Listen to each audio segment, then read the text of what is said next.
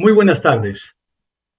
En nombre del Comité de Gestión de la Calidad, les damos la más cordial bienvenida a la Semana de la Calidad 2023. Caminos disruptivos para retos complejos. Para dar inicio a este evento, tendremos el saludo del presidente de la Sociedad Nacional de Industrias, el ingeniero Jesús Salazar Nichi. Adelante, ingeniero Salazar.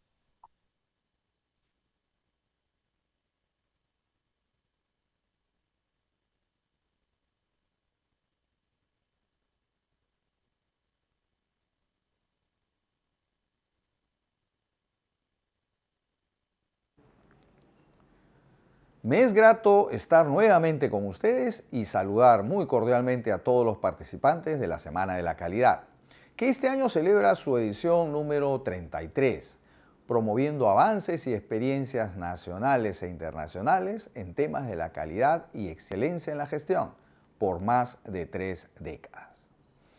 Quiero darles la bienvenida a nombre de las 25 instituciones que integramos el Comité de Gestión de la Calidad, quienes, a través de un acuerdo de cooperación interinstitucional, organizamos este encuentro de intercambio y trabajo conjunto que vincula a la academia, gremios privados, estados y organismos técnicos, instituciones que desde diferentes ámbitos impulsan la productividad, la calidad, la mejora de la gestión y la competitividad del país.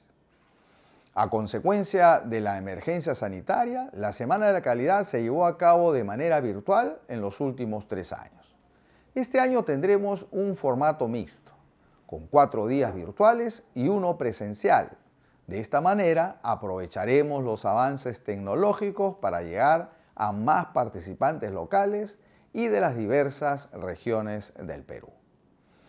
El presente año es difícil para nuestro país por múltiples razones, entre ellas un bajo crecimiento económico que afecta al sector industrial y a los negocios en general, así como también a la canasta familiar. Esto también se observa en el escenario internacional, que muestra una desaceleración del crecimiento económico, lo cual limita la recuperación post-pandemia y afecta en mayor medida a países como el nuestro, el Perú, que atraviesa problemas estructurales y que aún no resuelve sus desafíos más fundamentales.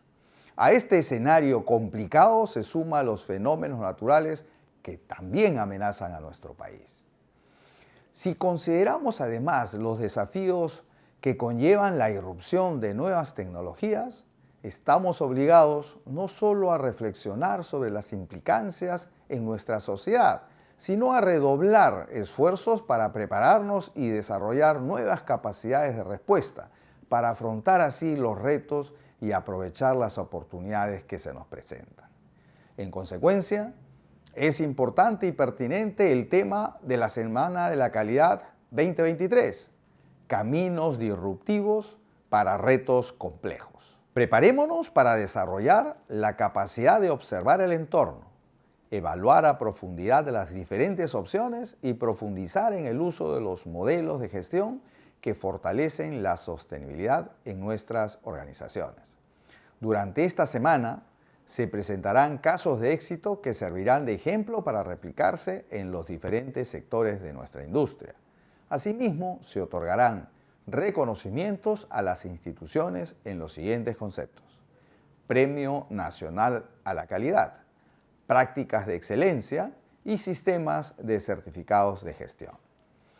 Finalmente, quisiera motivarlos a asumir el compromiso con la sostenibilidad, generando desarrollo económico, siendo socialmente inclusivo y ambientalmente responsable, para responder a las necesidades actuales y futuras de nuestra sociedad, que demandarán fortalecer la capacidad de agregar valor ante circunstancias cambiantes y que requerirá someter a revisión permanente las estrategias y capacidades en nuestras organizaciones. Les doy la más cordial bienvenida a la Semana de la Calidad 2023 y les deseo muchos éxitos. Muchas gracias, ingeniero Salazar. El día de hoy vamos a tener 2 conferencias. En la primera conferencia vamos a tener el tema uso de la inteligencia artificial para la optimización de procesos en el entorno de la industria 4.0. La misma que estará a cargo del ingeniero Luis Negrón Naldós, de la empresa Creditex. Luis es Doctor of Business Administration in General and Strategic Management y Master of Business Administration in General and Strategic Management de Maastricht School of Management de Países Bajos. También es doctor y magíster en Administración Estratégica de Empresas de la Pontificia Universidad Católica del Perú e ingeniero industrial de la misma universidad.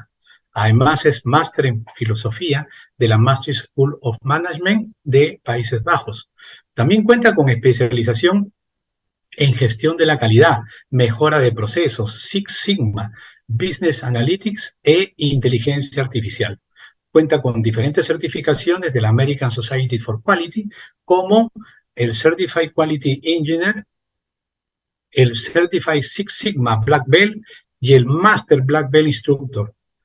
Además, es actualmente gerente de analítica en negocios e ingeniería industrial de Creditex y docente e investigador en el área académica de operaciones y tecnología de la información en Centrum, Católica Graduate Business School.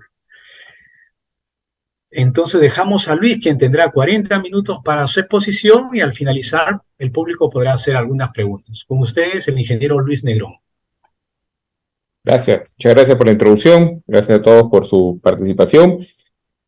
Vamos a tener una presentación dirigida un poco a aclarar aquellas opciones que tenemos en la industria y oportunidades, sobre todo para aplicar la inteligencia artificial, que tiene muchos, pero muchísimos campos de aplicación y cada día encontramos más, escuchamos por noticias o por foros o por amigos, por último, que nos comentan de nuevas aplicaciones. Pero yo quiero concentrarme en una en particular, que es la optimización de procesos, y para eso centrarme un poco en este nuevo formato, este nuevo paradigma de la industria 4.0. Entonces vamos a explorar algunos conceptos iniciales para después entrar un poquito cómo podemos entrar a la práctica en este tema. Importante tratar de centrarme en un marco de referencia para poder explicar por qué estamos en un reto como industria, por qué estamos hoy día, y como siempre, ¿no? En un entorno cambiante, solo que este cambio lo han evolucionado, clasificado en 4 etapas, y hoy día nos encontramos en la cuarta etapa, donde las empresas tienen un nuevo reto, que es utilizar la información y toda la tecnología, pero ahora relacionado a un elemento muy interesante, que es los datos y la información para generar valor. No es, la industria 4.0 no es conectar máquinas, no es tener más robots, sino es utilizar la data para poder generar valor. Y ahí viene un punto importante y un punto de inflexión. ¿Por qué podemos ser capaces ahora, como industria, de generar esta oportunidad? Porque hemos generado un nuevo, bueno, no tan nuevo, pero al menos hemos logrado desarrollar a un punto ya de uso, un nuevo elemento importante, que es la capacidad cognitiva. Entonces, esa capacidad cognitiva digital, que es la que vamos a tratar hoy, se va a complementar con las herramientas que ya tenemos, ¿no? Y ya durante muchos años, desde Deming hacia adelante, y otros gurús como Yuram, Feigenbaum, Crosby, nos han venido enseñando, las empresas han ido aplicando, yo en lo particular también en mi experiencia profesional, temas de Lean, temas de Six Sigma, temas de TOC, temas de gestión por procesos, ¿no? Y todo eso nos ha vuelto más competitivos. Siempre vamos a escuchar de buenas y malas experiencias, y algunos dirán, a mí me aplicó mejor el Lean, otros el Six Sigma, otros yo lo pude hacer una vez, no lo pude sostener, pero finalmente hemos experimentado y pasado por esta etapa, y a todas estas metodologías ahora hay que agregarle un elemento más, ¿no? El elemento cognitivo digital que comentaba hace unos minutos. El elemento cognitivo digital no viene a descartar esto, viene a complementar. Si más adelante va a surgir una nueva metodología que complemente y una todo, como le llaman la metodología del todo, no lo sabemos todavía, pero por ahora puedo comentar de que, bajo mi punto de vista, las nuevas tecnologías vienen a complementar estos principios de mejora. Es importante porque las herramientas pueden cambiar, pero los principios se sostienen. Entonces, ¿qué está generando, o la oportunidad que estamos viendo hoy en día en la industria para generar este cambio? Este elemento, ¿no? El elemento cognitivo digital, que es la capacidad que se puede generar artificialmente para que un algoritmo o agente de inteligencia artificial simule el proceso de tomar decisiones, simule el proceso de generar valor, ¿no? Este último elemento que estaba de alguna manera únicamente destinado al ser humano, que era el único que podía tomar decisiones, evaluar opciones, evaluar datos y generar una decisión, hoy día parte, no todo obviamente, parte de ese contexto se está llevando hacia este concepto de cognitivo digital. Entonces, en este concepto cognitivo digital se nos abre una oportunidad importantísima y obviamente en el campo de la mejora de procesos también. Entonces, vemos que hoy podemos conversar y decir de que las empresas van a comenzar a usar los datos de manera diferente, ¿no? Y he tratado de esquematizar 3 elementos para generar estos puntos donde las empresas van a comenzar a trabajar, ¿no? Uno de ellos es lo que llamamos el análisis descriptivo, ¿no? El análisis generado del punto de vista del business intelligence, ¿no? Lo que llamamos qué pasó, cómo está la data, ¿no? Cómo se va generando la información desde el punto de vista descriptivo. Y en segundo paso, podemos tomar nosotros una decisión, ¿no? Inmediatamente pasado esta etapa, lo que tenemos es la capacidad de predecir. Cuando podemos predecir resultados, ya agregamos algo diferente en lo que hemos venido aprendiendo todos los años como organización, ¿no? En la calidad nos han enseñado la estandarización, el control, y ahora le agregamos la posibilidad de predecir. ¿Cómo podemos usar la capacidad que nos da hoy día la tecnología de predecir qué va a pasar con los procesos antes de que suceda y cómo lo podemos utilizar? Entonces, sí, si bien es cierto, algunos podrán decir, bueno, eso lo hacían las regresiones, los ANOVAs, ¿no? Que eran técnicas que normalmente usamos en el campo de la mejora, pero ahora tenemos técnicas que tienen mucho más capacidad de predicción, menos error, pero que tienen un costo, ¿no? El costo de generar esto es generar más valor a través de los datos. Aquí ya hay un punto importante de inflexión. ¿Dónde hay otro punto importante de inflexión? En ese último punto. El poder ya no solamente predecir, sino optimizar. Y optimizar buscando la mejor decisión posible en función de los datos que tengo. Este último punto, que le llamamos análisis prescriptivo, creo yo que es la cereza del ciclo de mejora que ahora podemos enfrentar, ¿no? Si bien es cierto, antes era buscar los variables donde el proceso está performando mejor, ahora tenemos la posibilidad de que si algo cambia en el proceso, que ya nos hemos demostrado en todos esos años, que no es exacto, ¿no? Todos mis procesos, mis variables van cambiando un poco y por eso hay una variabilidad, pero si alguien cambia, soy capaz de lograr encontrar el punto óptimo, a pesar que los procesos cambian un poco, ¿no? No es que se descontrolan, sino que cambian un poco.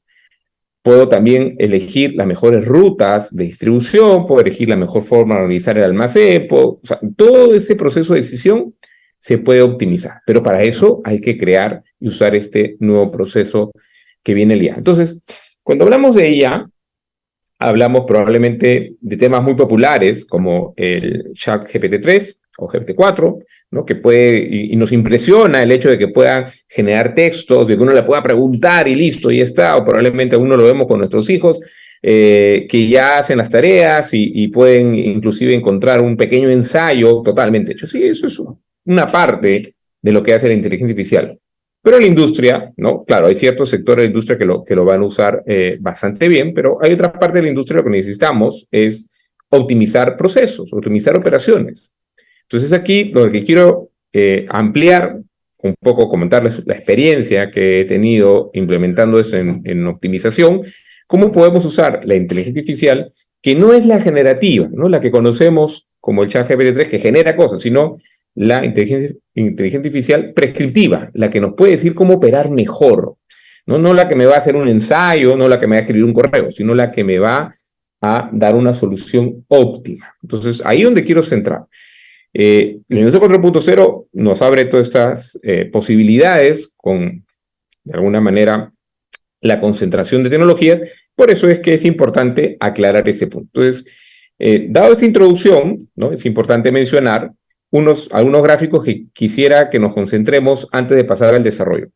Alguien me dirá, bueno, probablemente esas tecnologías que suenan muy bien, se aplica solo en países en desarrollo, no se puede aplicar en nuestra realidad, no tenemos la coyuntura, no tenemos recursos. Bueno, no es tampoco que tengamos las mismas condiciones, pero tampoco es que estamos fuera del entorno, podemos trabajar. Y eso nos demuestra el hecho de que las empresas van madurando.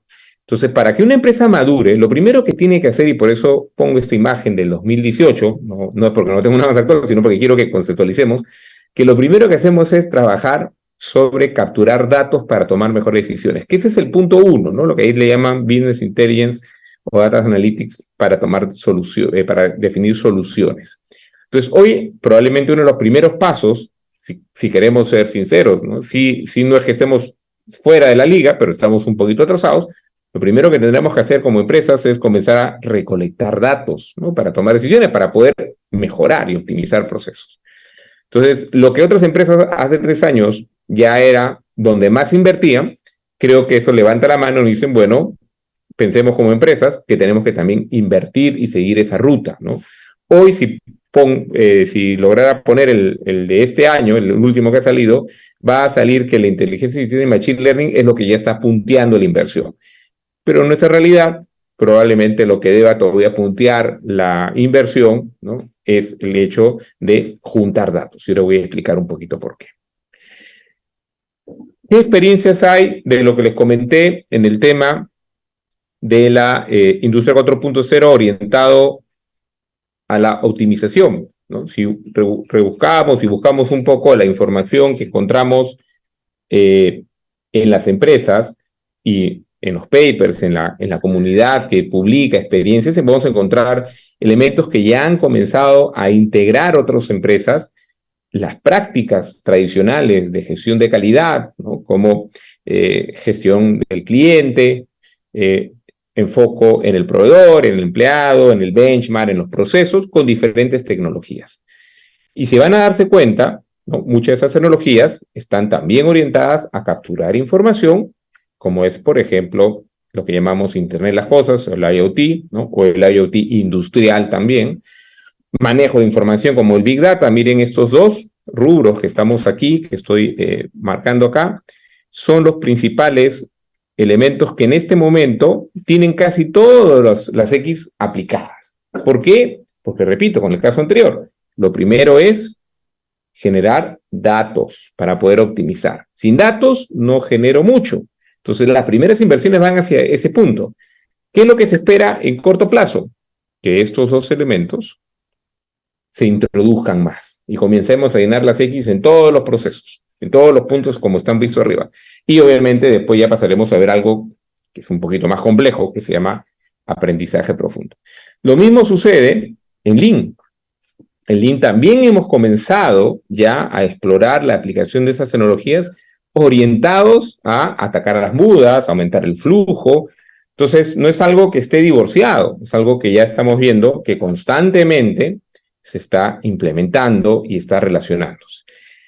¿Cómo podemos entonces comenzar este camino? ¿Cómo se puede plantear el inicio de este camino dentro de la inteligencia artificial aplicada a los procesos? Ya hemos visto que la gasolina que mueve esto son los datos.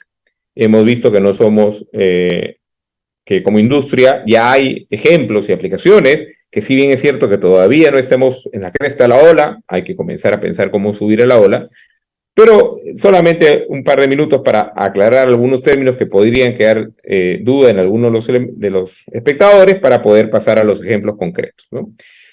Uno de los elementos interesantes que quisiera generar como punto de tratar de concentrar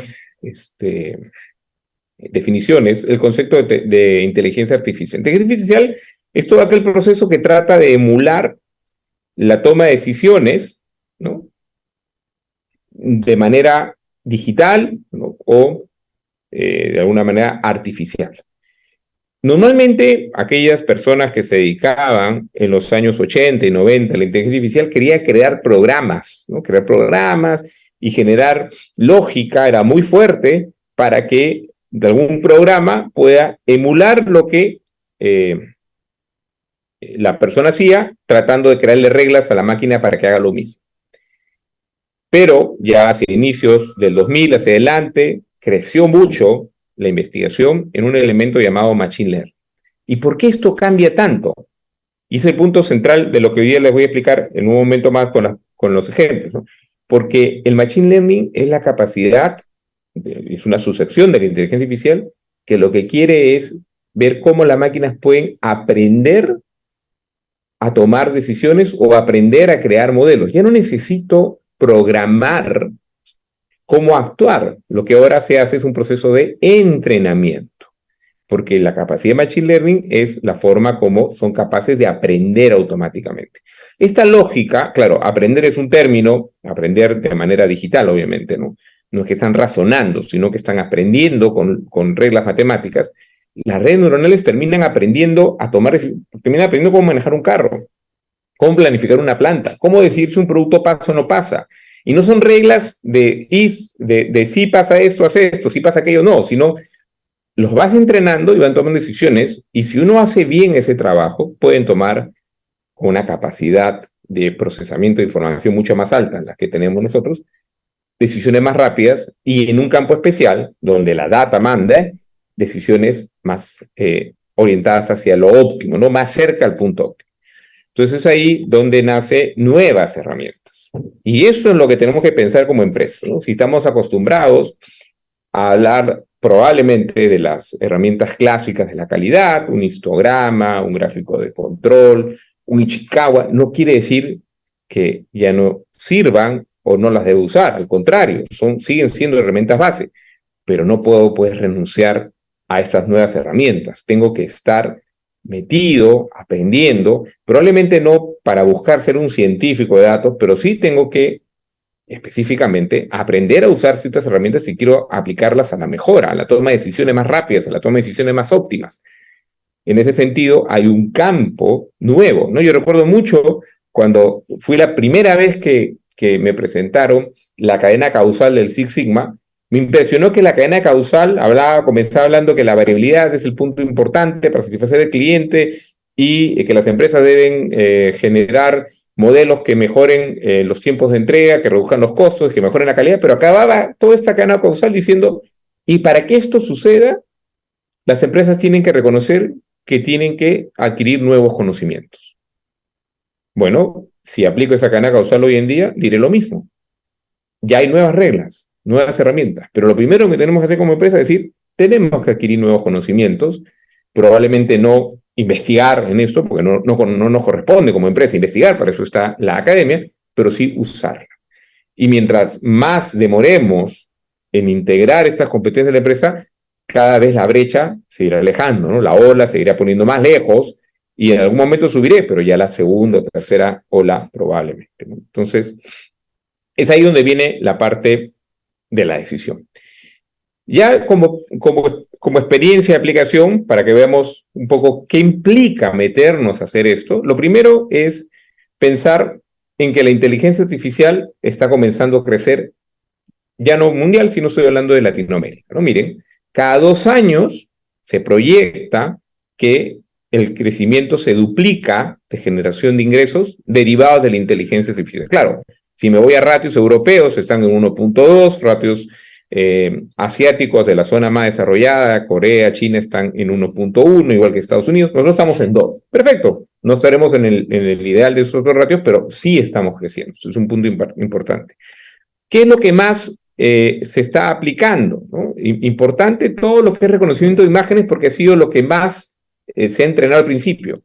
Pero no quiere decir que es lo único. Ya viene de atrás, ¿no? Ya se están comenzando a ver elementos como mantenimiento predictivo, mejor procesamiento de datos de pacientes en el tema de salud, ¿no? Identificación de objetos, son elementos que comienzan a coger nombre y realce en todo ese sentido. También tenemos que dentro de las tendencias tenemos la optimización de procesos de servicio. Miren, esta es la tendencia más alta ahorita. O sea, definitivamente, si no estamos en esto, nos estamos quedando. Y con mayor, digamos, posición en la cola, está más atrás. No dudo que en el tiempo este tema de optimización de productos, características, de procesos va a comenzar a subir. Si hubiese mostrado esa imagen de hace 3 años, estaría más abajo, probablemente no aparecería. Entonces, no es algo que nos esté dando, ¿no?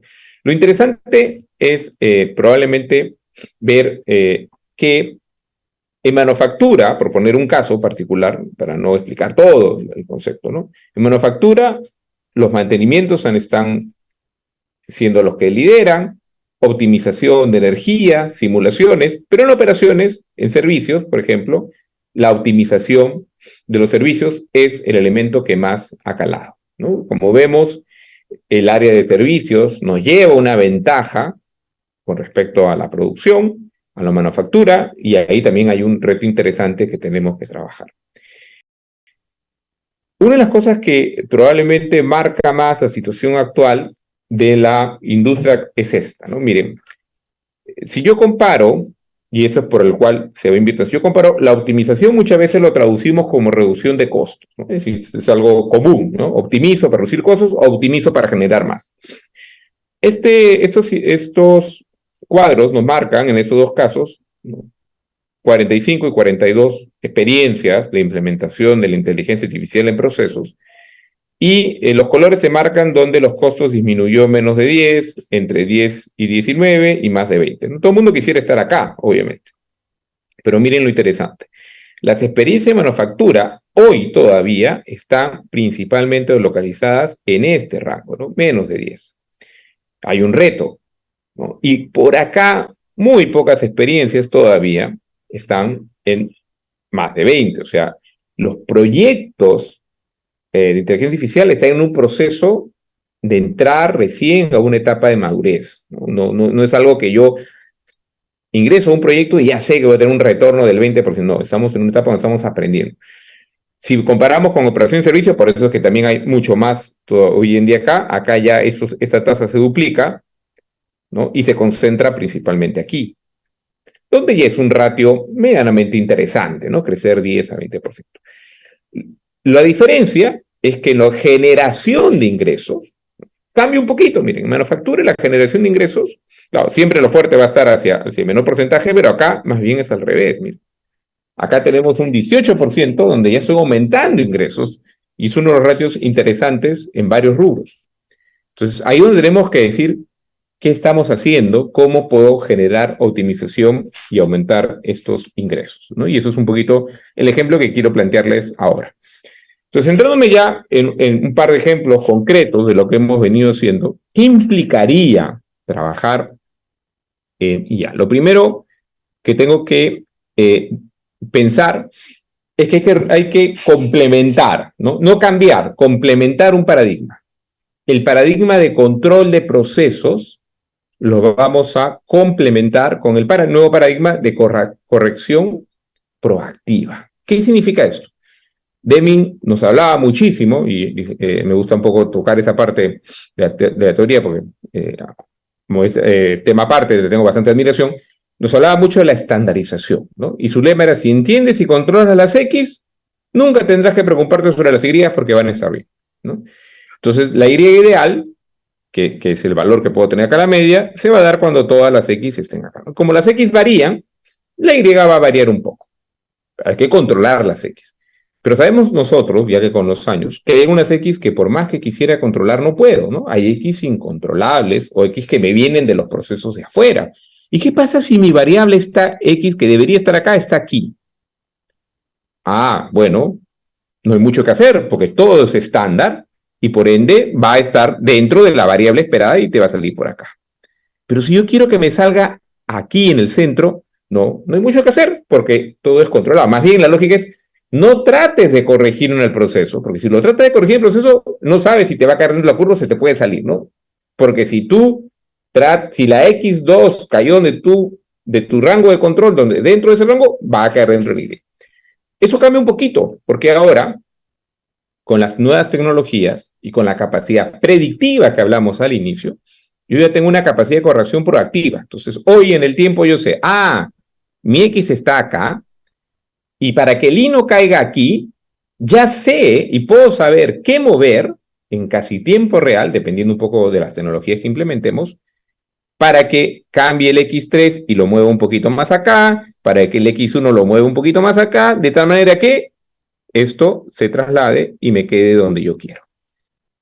Entonces, ya aumento mi capacidad de corrección. Ya no solamente es control, ¿no? Ahora puedo corregir. Lo que antes decíamos, no, pues mejor es la prevención que la corrección. Sí, pero por eso le llamamos corrección proactiva, ¿no? No es que voy a vivir corrigiendo todo, es que como hay variables que no puedo controlar del todo, entonces hay que corregirlas, pero para eso hay que crear un modelo, ¿no? Les comento un poquito la experiencia que hemos tenido nosotros, ¿no? Nosotros desarrollamos un modelo que la idea es que sea capaz de predecir esto, ¿no? Este escenario. Y una de las ventajas de este modelo es que iba a cambiar un elemento importante que nos da el Machine Learning, que es la cantidad de datos, ¿no? ¿Qué nos han enseñado siempre? No vas a mapear todas las variables X, ¿no? Para eso hay X vitales y X no vitales, ¿no? ¿Para qué te metes con las no vitales si son muchas? Bueno, como dicen por ahí, en el detalle está el diablo, ¿no? En el detalle, en las X que no son muchas, a veces moviendo, algo nos mueve. El Big Data nos permite generar más variables, más datos, ¿no? Entonces nosotros tuvimos que recolectar datos de mucho tiempo, de casi 4 años de procesos, para generar una gran base de datos que pueda crear este segundo modelo, el modelo de corrección proactiva, y no trabaje con 6 o 7, trabaje con casi 60 variables. Y acá estaban todas las variables que se podían manejar para tener un nivel de predicción muy alta. Esto en un modelo, imagínense esto, 60 variables en un modelo de regresión, nos volvíamos locos, ¿no? El militar nos decía, faltan datos, o faltan filas, o el error, o el p-value, algunos que estamos metidos en el mundo decían, no, elimina estas variables que no agregan valor. Bueno, acá agregan todas, porque acá lo que trata es la microcorrelación, ayuda y nos disminuye el error. ¿Eso qué ventaja nos dio? Que logramos generar modelos de predicción de falla, ¿no? Con un nivel de error muy bajo. Uno dirá, un nivel de error en un tipo Poisson, algunos que nos acordaremos por ahí, sin entrar mucho en matemáticas, ¿no? Nos acordamos que la desviación estándar en Poisson es raíz de la media de lambda. Entonces imagínense que yo tenía acá, en el peor escenario, ¿no? 4 fallas por cada X tiempo del tiempo, mi lambda hubiese sido raíz de 4, esto me daba 2. O sea, el sigma era, el coeficiente de variación era casi de 2 de 4 era casi el 50%, ¿no? Más o menos. En un caso de este modelo logramos un porcentaje de error de predicción del 14%, que era menos de una falla. O sea, mi modelo me decía, el error era bien bajo, ¿no? bien pequeño para toda la realidad de cosas que teníamos. Si se dan cuenta acá, este era el rango del error, miren que estaba el 0, ¿no? Y en muy pocos casos el error era más de una falla, ¿no? Casi siempre estaba en el rango menos. Este nivel de detalle permitió generar modelos donde ya el algoritmo podía decir, bueno, te conviene coger este material, este de acá, cambia aquí para que logres optimizar. De esa manera pasamos de tener un control que ya era importante, las variables importantes, a una corrección proactiva de muchas variables. Ahí hay un tema importante, ¿no? En esos detalles genero valor, pero ¿lo tengo que aplicar en toda la empresa? No, porque no en todos los puntos vas a generar el valor que podría generar en los puntos más críticos, ¿no? Hay que elegir esto, eso tampoco es gratis, ¿no? Esto no sale de noche a la mañana, hay que invertir para hacer estos modelos. Complementado con eso, comenzamos a generar un IA, una inteligencia artificial, que pueda basarse de este modelo que acabo de explicar, que estaba acá, y le decía, yo te informo a ti, IA, de los datos de falla, ¿no? Estos son los errores. Por aquí van a venir los errores. Pero el IA, aparte, podía saber qué pedidos tenía en camino, qué máquinas, las colas de las máquinas, dónde lo debo aplicar, y decía, bueno, si una de mis variables, por ejemplo, es mecánico, voy a programar al mejor mecánico para este producto. ¿Y basado en qué? En que históricamente este señor lo hacía mejor que otros, ¿no? Un poquito mejor, Ok, esta lo voy a poner al costado de este punto. ¿Por qué? Porque la humedad en este punto es menor y para este producto es muy crítico. Y así el modelo comenzaba a aprender, a entrenarse, ¿no? No es que yo lo programaba, sino el modelo se entrenaba y se entrenaba y se entrenaba. Entonces el modelo comenzaba a darnos una serie de predicciones, ¿no? Era un gráfico de control predictivo. No es control estadístico, es un gráfico de control predictivo. Te voy a decir cómo va a estar tus errores en el tiempo, en función de quién y qué hace alguien, para que tú tengas una plantilla y decir, oye, ¿estás así? No, entonces algo, o yo me estoy equivocando en predecir, o algo está pasando que tú no te estás dando cuenta. Y te voy a generar una función donde voy a tratar de que lo produzca lo más rápido, al menor costo, a la menor eficiencia. Claro, acá hay una función matemática, es un elemento que hay que verlo.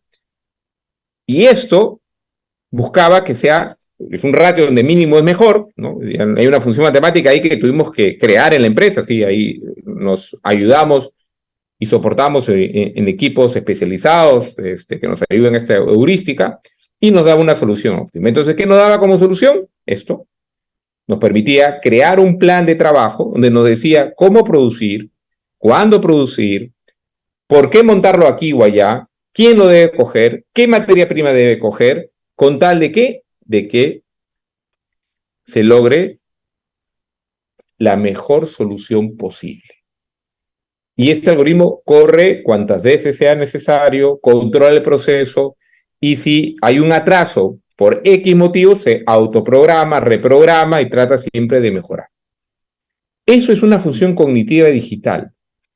Buscar todo este escenario, ¿no? Se dan cuenta que acá estamos hablando de variabilidad, estamos hablando de esperas, estamos hablando de colas, de tiempo de respuesta. O sea, estamos conceptualizando los mismos principios del Lean y el Six Sigma, ¿no? Y también del TOR, porque acá alguno de esas máquinas obviamente es el cuello de botella. ¿Dónde voy a aplicar esta mejora? No en el proceso que me sobra espacio, en el proceso donde es cuello de botella. Ahí voy a aplicar el tema, ¿no?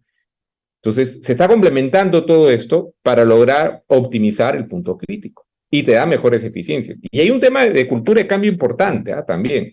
Al principio, muchas de las personas que hacían ese trabajo, ¿no? Al menos algunas personas no tan creyentes, ¿no? La idea era, a ver, ¿qué dijo el IA? Vamos a ver en dónde se equivocó, ¿no? Era parecía la rutina de la semana. A ver, el IA dijo que hace eso, está mal, pues el IA todavía no aprende, ¿no? Es como si fuera un niño chiquito aprendiendo. Pero en muy corto tiempo el IA terminó de aprender y ya no habían errores. Más bien, encontrábamos cosas que no lo habíamos pensado y que el IA sí lo estaba optimizando bastante bien. Entonces, eso se traslada obviamente en eficiencias, en reducción de fallas y demás, ¿no? Eso también es importante. ¿Qué más podemos aplicar, ¿no? Control de calidad 4.0. ¿Recuerdan que vimos que lo que más se había desarrollado en la parte visual? Bueno, nosotros como producimos tela en Creditex, ¿no? Estamos implementando ya un sistema creado por nosotros, con cámaras y mucho trabajo acá en conjunto con la Facultad de Mecatrónica de la Universidad Católica, un sistema que detecta fallas en la tela, ¿no? Te clasifica, te ubica la falla, te da el porcentaje, ¿no? Y estamos terminando el desarrollo de las pantallas que van a ver los usuarios, donde van a ver todas las fallas en las telas, ¿no? Van a marcar, claro, acá estamos hablando de metros, o sea, no es que esté tan fallada la tela, sino que está ubicada en ciertos puntos. Lo importante es que acá también hay que quitar algunas cosas, ¿no? Porque como la cámara es de tanta resolución, a veces ve cosas que uno tendría que verlo casi tipo microscopio, ¿no? Entonces eso hay que decirle, no, eso no lo detectes como falla, ¿no? Porque no es una falla. Nadie va a ir a comprarse una camisa con una lupa ahí para ver dónde está el pedacito de hilo medio roto, ¿no? Entonces, pero la máquina lo detecta y te dice, bueno, tú eliges qué quieres hacer, ¿no? Y lo que estamos haciendo como un IA, pensando, porque todavía eso está en proceso de desarrollo, ahí todavía no lo hemos logrado, es que en función de eso se genere ya mapas de corte automáticos, optimizando las fallas para evitar que las prendas terminen descalificadas, ¿no? Entonces, ¿acá qué ganas? Ganas 1 o 2% más de utilización de tela que bajo el modelo tradicional. No, ¿por qué? Porque el modelo tradicional marca las fallas como hito 1. Otra persona se dedica a crear el modelo, pero esa otra persona que crea el modelo de corte o el mapeo no necesariamente está viendo todo el puntito de falla que hay, ¿no? Ahora sí podemos integrar todo ese esquema de uno y otro lado, ¿no? Entonces, como ven, hay oportunidades en muchos temas, en muchos campos, la distribución, planes de almacenaje, como lo mencioné antes, el tema de relación con el cliente, mucho más todavía, porque se puede manejar muchísimo más data, pero todo esto depende de que tenga un buen control de datos. Ya si queremos verlos como primeros pasos, ¿qué les recomiendo? Hagan dashboard productivos, ¿no? Controlen eficiencia. Miren, estas son las pantallas que tenemos en nuestra planta de Trujillo. Ahí hemos implementado todo el 4.0 con IoT. Hoy día pueden ver las máquinas, la máquina que para, que no para, cuánto para, ¿no? Que son los puntos rojos, las que están en mantenimiento. Hay tableros de control que parecen tableros que nos van indicando en todo momento la eficiencia, cómo vamos, las cámaras se van ubicando en función de donde está yendo la falla. Y eso es un business intelligence productivo, ¿no? No todo es IA. No todo es que la máquina decía sola. En un momento esperamos lograr desarrollar eso. Estamos ya desarrollando algoritmos que traten de vigilar esta data y den directivas, ¿no? Al personal de piso, a los supervisores. Oye, mira, la máquina 8 está mal. Anda, mira, la 4. Pero por ahora, basta con que comencemos. Esa es mi recomendación. Comencemos con esa tecnología. Pongamos a personas a digerir datos, generar información y actuar rápido mientras la empresa vamos desarrollando los IAs, ¿no? Es un proceso que no demora un mes, ¿no? Es un proceso que hay que ir trabajando. Entonces, como conclusiones, hay nuevas tecnologías, definitivamente, que hay que integrar en temas de control y mejora. No considero que hay que cambiar paradigmas desde el punto de vista de principios, sí hay que cambiar paradigmas desde el punto de vista de herramientas, hay que complementar, ¿no? Es importante identificar 4 o 5 elementos donde la capacidad cognitiva digital debe ser clave para la empresa, ¿no? Una empresa de distribución será obviamente en la parte de las rutas, en la parte de los almacenajes, en la parte de cómo distribuir un almacén, una empresa productora en los planes de producción, etcétera, ¿no? O sea, cada empresa tiene que identificar dónde está el punto cognitivo digital. Algo que no he tocado mucho, pero sí es importante, seguramente por ahí al internet. Bueno, ¿y cómo arranco? Bueno, necesitas también un tema, una arquitectura analítica, ¿no? Tener una base de Harvard para poder procesar, ¿no? servidores y cosas, pero lo bueno hoy en día es que están los modelos de nube, que si bien es cierto, no es que sea gratis, nunca lo es, pero al menos no te implica una inversión, ¿no? Sino más bien un OPEX en vez de un CAPEX. Y finalmente, no menos importante, creo que lo más importante al revés, es comenzar desarrollando competencias nuevas en el equipo clave, que si yo tengo a alguien que ha trabajado y mejora, bueno, es el momento de pensar en que debe de complementar esas competencias con nuevas herramientas, ¿no? Porque son los que van a ser los más rápidos en captar cómo utilizar esto. Yo no tengo para nada en contra de pensar en alguien que recién egresa, joven y que sabe todos esos temas de programación, sí, pero no conoce el proceso.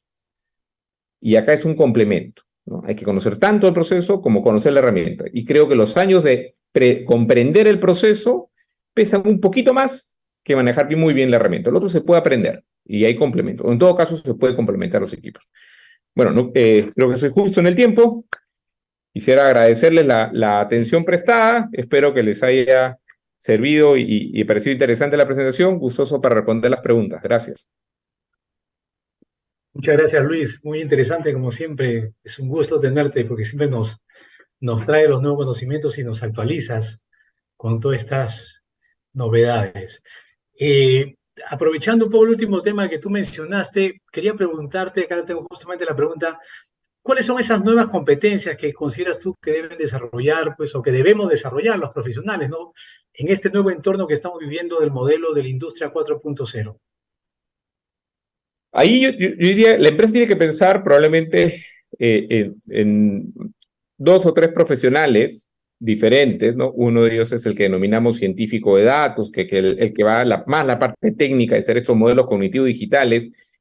Otro que va a tener que trabajar más en el tema de nube, ¿no? Porque sin la arquitectura de nube, lo que vas a estar siempre dependiente de algún partner que lamentablemente no son muy económicos que digamos, entonces es bueno tener eso en casa también, al menos que sea muy grande, ya la empresa pues, probablemente pueda sobre eso. Claro. Pero específicamente en el tema de optimización, yo te diría que hay programas que complementan, o sea, si yo tengo mi empresa Black Bells o gente que hace Kaizen o gente que hace Lean, es llevarlos a temas de business analytics, no tanto científico de datos, ¿no? Porque ellos no van a ser tan detallados en escribir la programación, sino en saber cómo utilizar esas herramientas para mejorar los procesos. Entonces, hay niveles, ¿no? Hay un nivel Business Analytics, que es un poco más genérico, no tan duro. Hay un nivel más científico de datos que lo dejaría probablemente para que complementen el equipo TI, pero para los de mejora, con un concepto de aprender algunos modelos de predicción y sobre todo saber qué pensar de implementar, ahí es el primer punto. Bien. Mencionaste un poco el tema de los Black Belt, por ejemplo, algunos que somos Black Belt o Green Belt o no de Six Sigma o de algunas herramientas Lean. ¿Tú crees que con estos nuevos modelos, estos vamos a ser reemplazados, estos conocimientos no van a ser tan necesarios? ¿Cómo ves ese futuro, digamos? Yo te diría que es totalmente complementario, porque mira, yo a veces le digo acá en la oficina, ¿no? Viene alguien joven que no conoce el proceso y me dice, no, Lucho, no necesito conocer el proceso, ¿no? Yo voy a meter las 200 variables que tienes tú y algo va a salir. Probablemente algo salga, ¿ya? Pero no sé si va a agregar valor para la empresa. O sea, el Black Belt y el de Lean y el de Kaizen lo que saben es el proceso, saben cuál es el elemento que agrega valor y eso no cambia. Lo que hay que hacer es complementar las herramientas, ¿no? Si en algún momento cuando hablábamos de Six Sigma, y aún nos recordaremos cuando comencé, ¿para qué necesito aprender de diseño de experimentos y hacer gráficos de control, ¿no? ¿Para qué me meto en diseño de experimentos, ¿no? Y después la empresa vio, ahora dirán, ¿para qué me meto en Machine Learning si es GDOE? Bueno, lamentablemente los conocimientos avanzan, ¿no? Y si no quiero ser el uga uga del barrio, tengo que generar un nuevo conocimiento, ¿no? No es que descarto, se va construyendo. Y sí, pues cada vez hay que ampliar las capacidades, ¿no? Y eso es un poco el reto. Ya. Y entonces, ¿cuáles crees tú entonces que deben ser las empresas ahora que nos están escuchando, por ejemplo, y que les interesaría tomar este camino? ¿Cuáles son esos primeros pasos que crees tú que deben dar, ¿no? Para estos temas de mejora de procesos y ver la manera de aprovechar al menos todo lo que tú nos has comentado, ¿no? Estas tecnologías que a lo mejor recién están llegando acá al Perú, ¿cómo crees que podríamos aprovecharlas de mejor manera? Yo te diría que un proceso, pensando en ya desarrollar proyectos de algoritmos de IA, ¿no? que optimicen, yo te diría que es un proyecto de 2 a 3 años. Si la empresa está, digamos, en etapa base, ¿no? Cero. Claro, claro. El primer año es generar datos, ¿no? Consolidar la data y generar base de datos. Si yo ya tengo una empresa que tiene muchos datos, pero no están ordenados, bueno, ya ese primer año se redujo a 3 meses, ¿no? Porque estoy solo por ordenar data y me voy de frente al segundo año, que es el entrenamiento y la generación de los primeros modelos, y recién el tercer año que ya los IAs. Pero si la empresa hoy día tiene datos, y ojo, que hay un punto importante, que no son datos transaccionales, ¿ya? Son datos predictivos. O sea, yo no quiero saber en qué momento pasó el producto A por la máquina A o por la máquina B, sino quiero saber qué temperatura había en la máquina A cuando pasó, qué presión había en la máquina A, ¿no? Igual con los clientes. Yo no quiero saber si Juan Pérez me compró hoy, sino qué pasaba al momento que me compró, cuál era la oferta, cuál era el almacén, cuáles eran los precios, o sea, saber variables predictoras. Por eso muchas empresas cuando me contacto con ellas me dicen, yo tengo un montón de data. Sí, pero data transaccional, ¿no? Data de ERPs. Esa tiene su utilización pero limitada. Entonces, el primer año hay que sentarse, pensar qué se quiere en los próximos 3 años y decir, ok, si quiero esto, ¿qué data necesito? Y comienzo a recolectar la data. Si ya la tengo en buena cuenta, solo será ordenarla, repito, me ahorro unos 9 meses probablemente, y de ahí comienzo a generar mis primeros modelos, ¿no? Pero por ahí deberíamos comenzar. Perfecto. Tengo también otras preguntas. A ver, Janet nos pregunta, dice, ¿tú crees que la inteligencia artificial puede facilitar las competencias para que las pymes, ¿no? puedan competir con empresas más grandes? En cierto nivel de competencia sí, pero ahí hay que buscar probablemente, porque la pyme tiene una realidad, ¿no? Que la operación es más pequeña. Entonces yo creo que ahí es muy importante el desarrollo transversal, ¿no? Elementos que me permitan generar transversalmente mejores competencias. Entonces, probablemente ahí lo que hay que hacer es desarrollar algún modelo de inteligencia artificial que sirva a varias empresas para que éste sea validado o sea rentable. Otro que hablábamos también antes de la conferencia, ¿no? Esos procesos de innovación y de fondos de innovación, ¿no? Ahí definitivamente hay una muy buena oportunidad.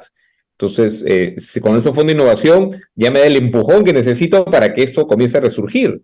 Y definitivamente sí, o sea, hay modelos que me permiten optimizar. Imagínate que una pyme lo que más puede tratar de cubrir es no aumentar sus costos fijos, ¿no? No tener tanto personal porque al final su operación es pequeña y no lo absorbe. Unidad te cuesta la inversión, de ahí para adelante el costo fijo es muy bajo, ¿no? Ya está ahí. No hay que pensar en aumentos, vacaciones y leyes sociales, está ahí, ¿no? Entonces, si me doy este empujón con estos fondos de innovación que hay, y es interesante Claro, que lo vean por ahí, ya comienzo a utilizarlo, ¿no?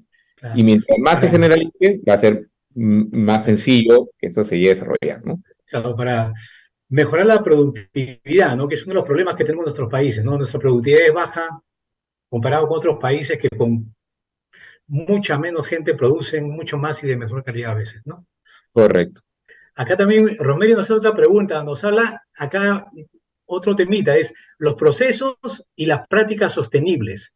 ¿Cómo ves esa relación, ese impacto que puede haber en Muy, en muy esta? interesante. Yo justo bueno, ya lo puedo comentar porque ya está publicado. Nosotros hemos ganado un fondo de innovación en Creditex de la implementación de un Smart Factory sostenible, Ah, ¿no? O sea, ya, lo hemos agregado a la idea diciendo, ¿sabes qué? No solo te preocupes de programarme bien la planta, de bajar errores, sino de que consuma menos energía, de que sea ah, más eficiente en la huella hídrica de consumo, en el consumo de agua, ¿no? ¿Por qué? Porque para la empresa es muy importante esos elementos. Entonces, sí, o sea, y que, claro, de alguna manera no es que el IA tenga conciencia sostenible, sino que simplemente es una variable más que tiene que considerar. Lo que son sostenibles, conscientes sostenibles somos la empresa, ¿no? Pero es totalmente viable y alineado, ¿no? Y es importante que de esa manera se haga. O sea, hoy día hay mucha discusión sobre la ética del IA, ¿no? Y en este caso, pues la ética va a estar en función de los valores de la empresa. No así creo que es. esté de ninguna manera encontrado, al contrario, ¿no? Están complementados. Claro, claro. Pues, dependiendo también de nosotros qué es lo que queremos buscar en ellos, pues, ¿no? Exactamente. Así es. También ya nos pregunta si la inteligencia artificial nos puede ofrecer una experiencia más personalizada para los clientes. ¿Cómo ves tú Sí. por ese lado? Ese es uno de los puntos más que justo mencioné, ¿no? Que hablaba de la experiencia del cliente, que era lo que más se había desarrollado, es eso, justamente. ¿Por qué? Porque aquí ya no tengo que crear modelos basados en grupos, sino puedo crear modelos basados en microgrupos, ¿no? O sea, el IA trata de generar, hay una herramienta que no le he mencionado que se llaman los clusters, ¿no? Son capaces de crear microgrupos y decir, bueno, Luis Negrón y todas las personas que se parecen a Luis Negrón les gusta esto. Hacer Claro, reporte, listo, y le genero un producto que de alguna manera está casi customizado, ¿no? No está dividido por nivel socioeconómico donde hay una masa más grande, no, es microgrupos y eso, las empresas de servicios que lo usan han generado muchísima más experiencia positiva que aquellas que no lo hacen, ¿no? Entonces, sí, ahí yo creería que ese es uno de los campos donde está más demostrado. Pero ahí lo interesante y es un punto que es que yo no puedo comprar un IA. De ese tipo no se compra. O sea, lo tengo que desarrollar para mi modelo de negocio, ¿no? No es que voy a la esquina, lo pago y me lo traen. No, ahí no hay esa forma. Acá tengo que desarrollar, ¿no? Si alguien le dice, yo tengo el IA ya hecho para que entre a tu empresa, no es cierto, porque el IA es propio de la empresa. ¿Ya? Entonces, eso sí es un punto importante, al menos esos operativos. ¿Ah? Hay otros IA que claro, sí pueden claro. ser transversales, pero los operativos son de cada empresa. Perfecto. Oye, Luis, bueno, muchísimas gracias. Realmente nos quedaríamos conversando mucho más. Hay, como tú mencionas, oportunidades en el Perú el día de hoy que permiten que las empresas participen en algunos concursos para ganar justamente fondos que los ayuden en los temas de innovación, ¿no? Creo que ese es un tema importante que a lo mejor algunas empresas lo podrían aprovechar. Nuevamente, agradecerte pues por tu participación a nombre del Comité de Gestión de la Calidad. Te agradecemos la magnífica exposición y no espero que nos vemos pronto. Igualmente, muchas gracias por la invitación y espero que haya sido de utilidad la presentación. Muchas gracias. Listo, muchas gracias, Luis. Hasta luego. Gracias. Muy bien. A ver, vamos a continuar con la segunda conferencia. Vamos a tener ahora una exposición de un tema que habíamos estado hablando, justamente Perú sostenible. Claves para implementar una estrategia de sostenibilidad.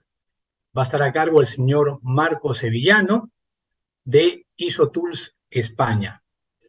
El señor Marco Sevillano es ingeniero informático, es MBA, ¿no? De Administración de Empresas de España, es consultor de implementación de sistemas de gestión de calidad, medio ambiente, ISO 20000, ISO 27000, de seguridad de la información, es speaker y conferencista, participando en eventos, seminarios, ferias en España, Portugal, Chile, Argentina, Colombia, Perú, Ecuador, Costa Rica, República Dominicana, Guatemala y México. Tuvo la dirección y coordinación del primer Congreso Internacional de Compliance y jornadas de gobierno corporativo, riesgos y cumplimiento. Es director internacional de ISOTools desde el año 2016, con responsabilidad en desarrollo de estrategias a nivel internacional, canal de partners y alianzas estratégicas. Especialista en aportar valor mediante soluciones innovadoras para la transformación digital de los sistemas y modelos de gestión. Sin más, pues dejamos la palabra al señor Marco Sevillano, director de ISOTools España. Adelante, Marco, tienes 40 minutos para tu ponencia. Muchas gracias, un placer. Antes de comenzar, bueno, pues quiero dar las gracias a la Sociedad Nacional de Industria, a todo el equipo, especialmente a don Luis Tenorio por contar con nosotros de nuevo para participar en estas jornadas tan interesantes, y a Elizabeth, ¿no? Por supuesto, no se me puede olvidar, ella está pendiente de todos los detalles para que todo salga a la perfección. Nada, es un gran placer estar aquí hoy con vosotros. Yo estoy seguro que sois expertos en la materia que nos ocupa y solo los mayores expertos en el ámbito en el que actúen, ¿no? En este caso, en el ámbito que nos ocupa, se toman el tiempo y hacen el sacrificio de los lunes, ¿no? Que son de una carga de trabajo espectacular, bueno, pues de compartir este espacio, estar hoy aquí con nosotros en esta charla. Así que gracias a todos los asistentes. Bien, vamos a ver y avanzamos. Listo. Antes de entrar en materia, quiero poneros en contexto y explicaros qué es la sostenibilidad. Vamos a quitar esto por aquí, pequeñito. Ahí. Em, cuando, cuando hablamos de sostenibilidad, lo primero que tenemos que entender es que hablamos de propósito. Cada uno de nosotros tiene un propósito en la vida. No todos lo hemos descubierto, lo han descubierto, pero todos tenemos un para qué. El propósito del ser humano, como tal, es, como sabréis, ¿no? Es preservar la especie, es lo que tenemos en lo más profundo. Aquí lo que ocurre es que la inteligencia nos está pues, cada vez más nublando este propósito, poniendo en riesgo la garantía, ¿no? De continuar con la vida.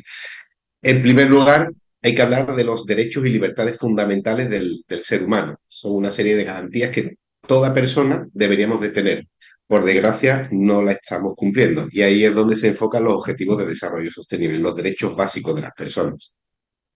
Los fundamentos de las organizaciones que constituyen estas empresas son garantizar la generación de riqueza, que sea distributiva, que sea generativa, garantizar que el planeta sea un lugar seguro, justo y con paz para la vida del ser humano, garantizando sus derechos y libertades.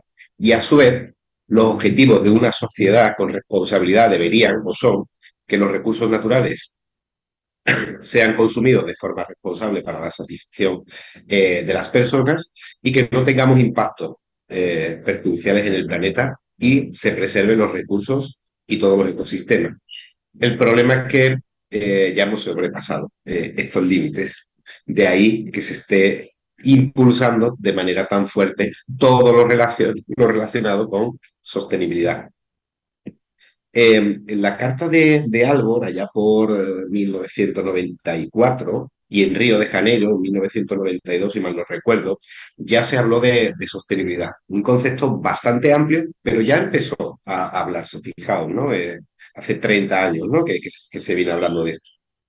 Básicamente era la integración voluntaria de las preocupaciones sociales y ambientales por parte de las empresas en sus operaciones y en su interacción con otros grupos de interés. De esto vamos a hablar ahora un poco más a detalle. Cuando hablamos de sostenibilidad, estamos hablando de equilibrio. Equilibrar en una balanza los aspectos ambientales, sociales y económicos o en la forma en la que se dirigen y se gobiernan las organizaciones. La sostenibilidad no es más que reconocer que no tiene sentido destruir el futuro a cambio de las cosas que queremos hoy, ahora. Ninguno de nuestros logros como sociedad se justifica si pone en riesgo el bienestar de las generaciones, de nuestros hijos o de nuestros nietos. El componente ambiental lo que nos habla es de cómo vamos a proteger el planeta. El social, cómo nos cuidamos los unos a los otros. Y el componente económico es hacer dinero, hacer plata, siendo éticos en la forma en cómo tenemos. No vale todo. Si cualquiera de estos criterios falla, no hay sostenibilidad. Por ejemplo, si nuestra única preocupación es producir más, más y más cada vez, vamos a terminar dañando el medio ambiente, ya que no vamos a controlar la producción. Pero si, por ejemplo, queremos mirar o cuidar el medio ambiente y cancelamos los vuelos a nivel mundial, ¿qué va a ocurrir? Se cae la economía, se desmorona. Igual que en el aspecto económico, si regalamos todo lo que producimos, pronto todas las empresas y la producción colapsan. Por eso se trata de un aspecto que es equilibrio, que es con lo que nos tenemos que quedar. Y aquí nos encontramos un montón, ¿no? De nomenclaturas, de logotipos diferentes, y a veces pues, cuesta un poco entender qué significa cada cosa. Bueno, vamos a poner un poco de orden.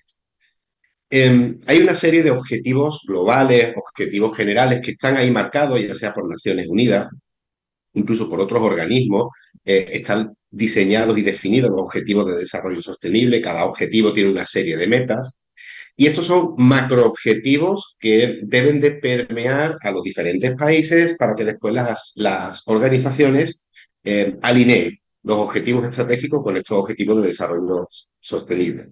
Después, por otro lado, tenemos una serie de frameworks que son pues, marcos de trabajo que nos van a permitir alinear o estandarizar lo que son los modelos de sostenibilidad. Por otro lado, los índices. Hay organizaciones, por ejemplo, bueno, ahí tenéis algunos ejemplos, Dow Jones o Bloomberg, que se dedican a medir el rating de aquellas empresas que así lo suscriben, así lo desean, para medir cómo están cumpliendo con la sostenibilidad en base a los reportes y la actividad o las iniciativas que están llevando a cabo de sostenibilidad. Ahí Luis nos comentaba, ¿no? Hace unos minutos que ellos, bueno, pues han obtenido financiación para justamente implementar una serie de iniciativas que impactan en la sostenibilidad. Ya que no era solo automatizar y mejorar la producción, sino que tiene que impactar de manera positiva en la sostenibilidad en los diferentes elementos que hemos visto anteriormente. Y por otro lado están las regulaciones. ¿Qué ocurre acá? Normalmente, cuando una organización pública desea impulsar algo, alguna iniciativa, normalmente lo hace a través de recomendaciones. Durante muchos años, la Unión Europea, y os voy a hablar de Europa, que es lo que yo más conozco, obviamente, la Unión Europea ha estado impulsando durante muchos años que se implementen diferentes medidas pues para controlar o mitigar el cambio climático, para mejorar el entorno de trabajo de los colaboradores, para ser más éticos, más transparente en la gestión que realizan las organizaciones, hasta el punto de que no fue suficiente que fueran recomendaciones y empezó a legislar. Y ya cuando legisla es obligatorio. Ahí ya sí o sí hay que cumplir. Pero Europa ha hecho una cosa, a mí personalmente, es una opinión personal, que me pareció magnífico y que quiero que lo tengáis todos en cuenta. Esto no solamente va a aplicar y aplica ya a las organizaciones europeas que están dentro de la Unión Económica Europea. Cualquier empresa que quiera comercializar con algún país de la Unión Europea también tiene que cumplir con esta legislación. Es una manera de que permee toda esta concienciación, todo lo que tiene que ver con sostenibilidad y rompa las fronteras de la Unión Europea para trasladarlo a otros países que mantienen relaciones comerciales.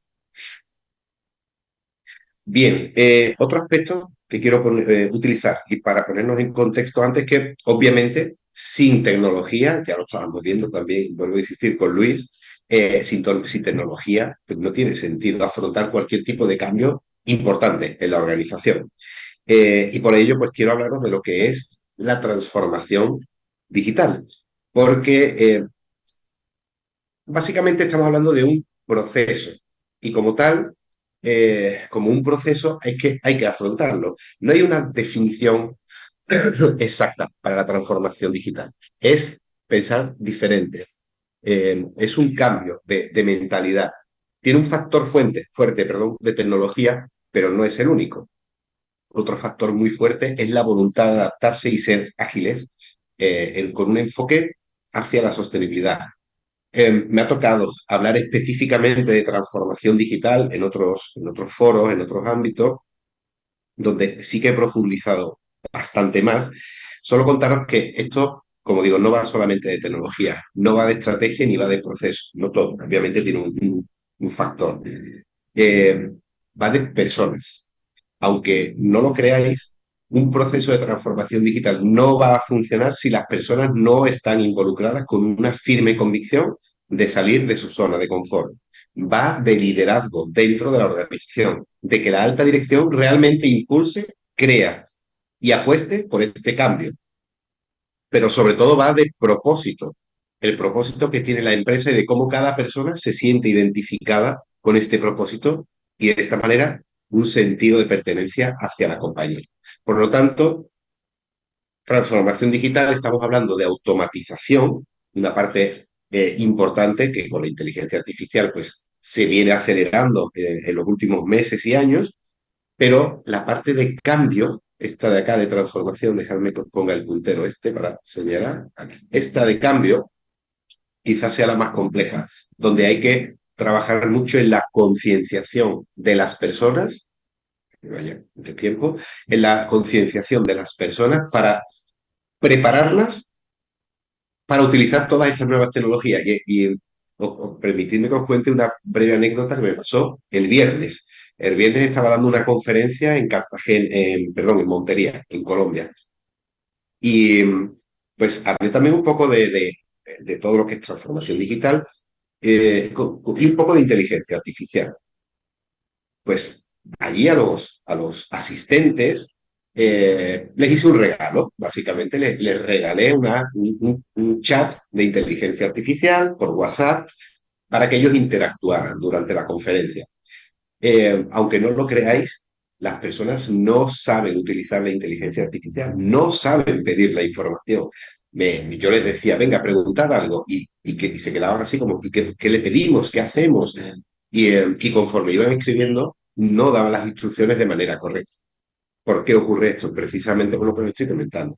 Porque no se ha preparado a las personas, a nuestros colaboradores, para utilizar estas tecnologías disruptivas tan novedosas que van apareciendo. Y cada uno pues la usa a su manera, vamos a decir. Pero no se le está sacando todo el provecho y todo el potencial que se le puede extraer, ¿no? Bien, todo lo que significa cambio va a conllevar de manera inevitable una resistencia. Pero para ello hay que preparar a la organización para estos cambios. Esto hay que afrontarlo, como digo, como un proceso. Le podemos aplicar perfectamente, ya que estamos en un foro de calidad, le podemos aplicar perfectamente el PHBA. Podemos planificar este proceso de cambio, de transformación. Podemos ejecutarlo, por supuesto, pero midiendo en todo momento cómo va ese proceso de transformación e ir aprendiendo de toda la implementación que estamos haciendo para ir corrigiendo e ir mejorando en este proceso. Debe de tener unos claros objetivos, por supuesto el dimensionamiento, la planificación, hay que medir para corregir y muy importante, tener en cuenta las personas, vuelvo a repetir, son la pieza clave que pueden hacer que el proceso de transformación digital sea un éxito o no. Si además le incorporamos un fuerte componente de innovación, el reto es todavía mayor.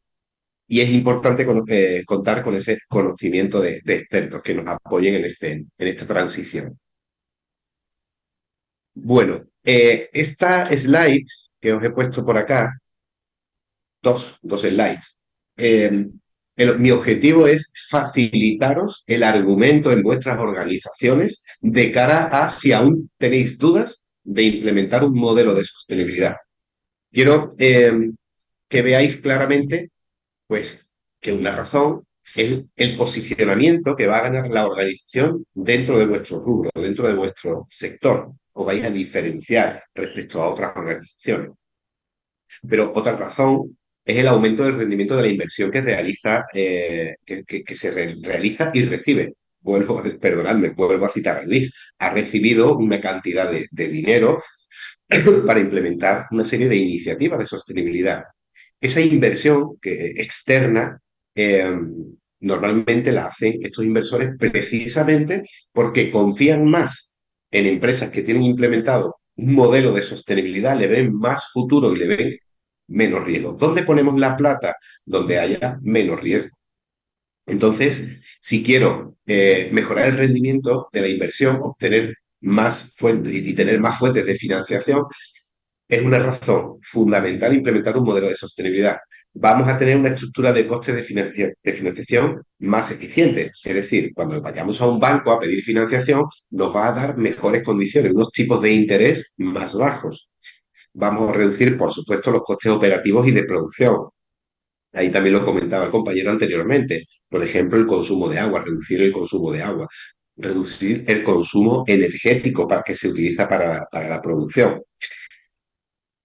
Nos va a permitir disponer de un sistema de gobierno, de dirección de la organización, basado en buenas prácticas. Es decir, en los principios éticos de los criterios ASG o ESG, si lo nombramos en inglés. Hay una serie de elementos de transparencia y de ética que se engloban dentro del atributo de gobierno corporativo que nos va a permitir implementarlo en nuestra organización para que sea más, lo digo, más ética. Nos va a permitir una cultura organizacional mucho más responsable. A través de una serie de políticas de concienciación vamos a mejorar el desempeño. Nos va a facilitar la atracción y retención del talento. Todos nos vamos a sentir, y nos sentimos ya más identificados con aquellas organizaciones que realmente tienen implementado un modelo de sostenibilidad. Como el otro día también ponía un ejemplo, digo, oye, si vas al supermercado a comprar leche, por ejemplo, por poner cualquier ejemplo, sabes que una compañía productora de leche, pues maltrata a las vacas y la otra, pues las trata correctamente a esos animales.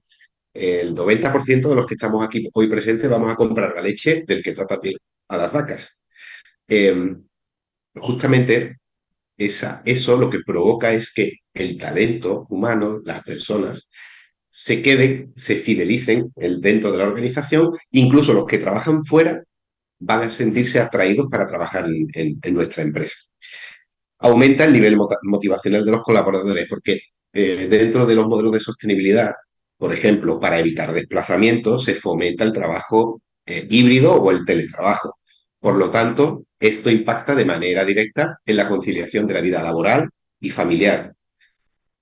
Los riesgos, ahora vamos a hablar un poquito, pero reduce la exposición a los riesgos.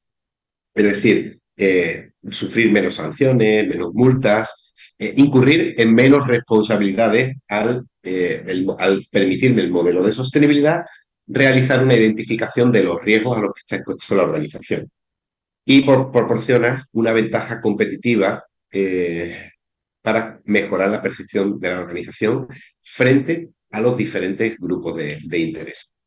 Si no fuera suficiente, aquí tenéis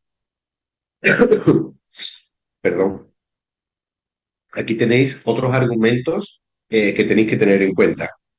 Es obligatorio y de cumplimiento, no para todas las organizaciones aún, y digo aún porque va a llegar, pero para evitar sanciones, multas y otras responsabilidades civiles y para acceder o mantener relaciones comerciales con algunos mercados, os ponía el ejemplo de Europa, pero si vamos a Estados Unidos probablemente os encontréis en la misma situación, o incluso ganar con contratos con empresas líderes, las cuales están ejerciendo de tractoras. Y este caso igual, también me lo he encontrado ya en algunas organizaciones que me dicen, no quiero nombrar, pero me dice, oye, que tal compañía, una multinacional del sector agroalimentario, ha sacado una licitación, me interesa trabajar con ello, pero es que me están exigiendo que tenga ya implementado una serie de iniciativas de sostenibilidad. Efectivamente, hacen detractoras para que y provocan que este paso, estos modelos de sostenibilidad se implementen en toda la cadena, ¿no? En todos sus proveedores. Mejora la rentabilidad y la inversión. La rentabilidad de la compañía se ve afectada positivamente de manera inmediata, ya que adoptar estos modelos de sostenibilidad permite acceder a clientes, a fuentes de financiación y a facilidades fiscales que, entre otros requerimientos, exigen trabajar con compañías sostenibles, que estén comprometidas con los criterios de ESG y además no basta con que estén comprometidas, lo tienen que demostrar. Eh, los bancos cada vez más están exigiendo para otorgar un crédito que la compañía tenga un modelo de sostenibilidad y esté implementando ya o ejecutando una serie de iniciativas de sostenibilidad. Pero no es porque quieran, de alguna u otra manera también están forzados, porque el banco de donde recibe el dinero, y esto hablando con un banco importante, me lo explicaba, Marco, nosotros pues recibimos dinero, por ejemplo, de la Unión Europea, y lo tenemos que poner en circulación, otorgar préstamos, créditos, pero claro, la Unión Europea me exige que sean créditos verdes, que los otorgue a empresas que tienen modelos de sostenibilidad y que están ejecutando ya iniciativas de sostenibilidad.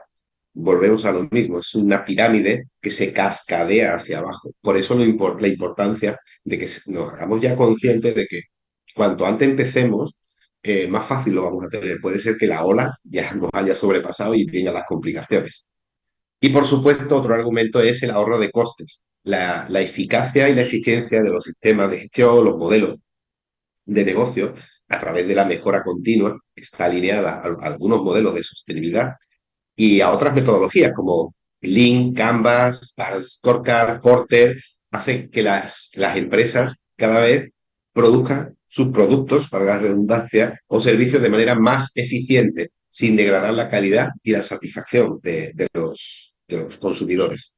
Y aquí tenéis algunos argumentos adicionales. Mejora la gestión de riesgos, facilita el acceso al crédito, como comentaba anteriormente, mejora la reputación e imagen corporativa, la relación con los diferentes grupos de interés, ahora vamos a profundizar más aquí, neutraliza las prácticas. Cuando yo implemento en mi organización, en base a un estándar, una serie de prácticas para evitar la corrupción, para ser éticos, pues yo no sé si la vamos a neutralizar al 100%. 100% obviamente es muy difícil, pero sí que vamos a implementar una serie de controles que va a dificultar a aquellas personas que quieran llevar a cabo esas malas prácticas ejecutarlas. Facilita la alineación con los objetivos de desarrollo sostenible, mejora el clima laboral, promociona el talento y mejora la productividad y competitividad. Bueno, pues aquí tenéis una serie de razones y argumentos para que vosotros extraigáis aquellos que consideréis más interesantes para vuestra organización, así como si los queréis agarrar todos y presentarlos, pero tenéis motivos más que suficientes en estas tres slides que os acabo de presentar para que os decidáis a dar el paso. Y ya sí, vamos a pasar a las claves que tenéis que tener en cuenta para implementar el modelo. Antes de las claves hay una serie de factores que tenéis que contemplar. El primero, ya os mencionaba anteriormente, es liderazgo. Esto tiene que partir de la alta dirección. Y no vale con dar la orden, hay que dar ejemplo.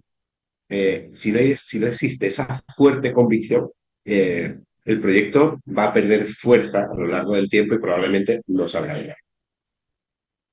Ese ejemplo de la alta dirección sirve para generar una cultura de sostenibilidad dentro de la empresa, que es lo que queremos, que todos los colaboradores sientan, respiren y lleven dentro en su ADN la sostenibilidad por bandera y que cualquier acción que vayan a realizar tengan presente qué impacto tiene en el medio ambiente, en las relaciones con otros compañeros y otros grupos de interés, por supuesto, y en cómo están tomando las decisiones dentro de la organización. Por supuesto, tiene un componente tecnológico muy importante, súper importante, tiene un componente o un factor estratégico. Esto no se hace porque es moda. Si lo vamos a hacer porque es la moda, nos estamos equivocando totalmente. Esto se hace porque es estratégico para las compañías, por todas esas razones que os comentaba anteriormente. Componente o factor personas. Ya os he dicho lo importante que es contar con ellos. Son la clave de que esto sea un éxito o no sea un éxito. Y por supuesto, hay otro factor que es que, os decía antes también que tenemos que desaprender para aprender. Va a haber una reingeniería de procesos dentro de la organización. Se van a hacer las cosas diferentes. ¿Por qué? No porque implementemos solamente el modelo de sostenibilidad, porque lleva un componente tecnológico importante. Y al incorporar tecnología en vuestros procesos, lo que vais a hacer es optimizarlos. Vais a mejorar el rendimiento de esos procesos. Vais a hacer más con menos recursos. Entonces hay que estar abiertos a pensar de que las cosas se pueden hacer de otra manera, más eficiente, que a veces nos arraigamos. Oye, es que yo llevo haciendo esto 30 años de la misma forma y siempre ha funcionado perfectamente. Sí, y no está mal hecho, simplemente ahora se va a hacer lo mismo, pero mejor, más eficiente. Vuelvo a decir, esto es un proceso y como tal se puede tener en cuenta. Requiere de una planificación. Aquí hay que entrevistar a los diferentes, primero vamos a empezar con los colaboradores, con qué cuento dentro de la organización. Y a través de entrevistas vamos a ver qué habilidades, qué conocimientos tienen para poder contar con estas personas. Y hablo de habilidades y conocimientos porque hay que tener en cuenta los dos aspectos, los conocimientos técnicos, pero también lo que se denominan las soft skills, porque tengo que identificar a los que son líderes naturales, no a los que son jefes, no, a los líderes naturales. Son las personas en las que tengo que identificar para que ellos evangelicen dentro de la organización este proceso de cambio. Por supuesto, vamos a tener que hacer un gap análisis y vamos a diseñar un plan de trabajo. Una vez que tengo ese gap análisis, sé con las personas que cuento, sé las brechas que tengo que cubrir, hay que ponerse a trabajar en ello. Tengo que, o bien incorporo talento de fuera, personas que me aporten lo que no tengo, o bien preparo al equipo interno que tengo para que esté listo y afrontemos la implementación del modelo de sostenibilidad pues, con las mayores garantías posibles. Una vez que ya entramos en la implementación de las acciones, aquí ya hay diferentes actividades. La consulta a los grupos de interés, ahora lo voy a... Esta parte es donde me voy a centrar más. Hay que hacer el análisis de doble materialidad, establecer los objetivos, que esto no tiene sentido que vayan separados los objetivos estratégicos, los sostenibles a los estratégicos, y por eso aparece una estrategia sostenible. Debe haber un único plan, un plan estratégico sostenible. Y en última instancia hay que medir. Vamos a medir a través de indicadores, debemos de tener una serie de dashboards, nos vamos a generar, o un entregable va a ser la memoria, el reporte de sostenibilidad, que a su vez podemos solicitar a alguna organización, hay muchas, no quiero nombrar, pero hay muchas muy reconocidas, que te realizan la verificación del reporte de sostenibilidad. Esta verificación muy rápidamente, pero básicamente si tú dices, oye, mira, mi reporte de sostenibilidad está alineado al estándar GRI, ellos van a venir, van a checar que realmente tu reporte de sostenibilidad cumple con todos los requerimientos del estándar GRI, básicamente, y te lo van a sellar. Esto no es una certificación, ¿eh? Ojo, hablamos de una verificación del reporte. Y por supuesto, una vez verificado, pues vamos a tener dos salidas. Una, la memoria interna, con todo el detalle de tu memoria, de tu gestión de sostenibilidad que estás haciendo en la empresa, y la memoria externa. La memoria externa es la que entráis en cualquier empresa de acá de Perú grande, importante, y os vais a su página web. Seguramente tiene un apartado de sostenibilidad, la mayoría lo tienen, y os podéis descargar el reporte de sostenibilidad, el externo. Ese ya está maquetado, pasado por marketing, puesto bonito, de fácil de lectura, explicado, pero esas empresas tienen otro interno. El interno es el que se verifica por estas organizaciones que se dedican a él. Bien, entramos un poquito más a detalle. Os decía, lo primero, identificar y clasificar los grupos de interés. Grupos de interés, stakeholders, parte interesada, es lo mismo, no nos confundamos.